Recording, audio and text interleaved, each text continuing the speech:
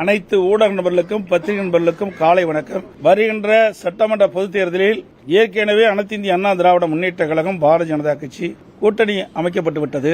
தற்போது எங்கள் கூட்டணியில் பாட்டாளி மக்கள் கட்சி இணைந்துள்ளது. அனைத்து இந்திய அண்ணா திராவிட முன்னேற்ற கழகம் பாரதிய ஜனதா கட்சி பாட்டாளி மக்கள் கட்சி எங்கள் கூட்டணியில் இப்பொழுது இடம்பெற்றிருக்கின்றன. மேலும் சில கட்சிகள் விரைவில் எங்கள் கூட்டணியில் சேருவார்கள். எங்களுடைய கூட்டணி இயற்கையான கூட்டணி.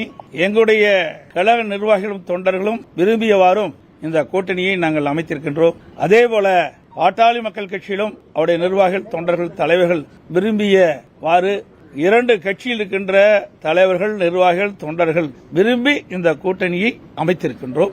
எங்களுடைய கூட்டணி வெற்றி கூட்டணி.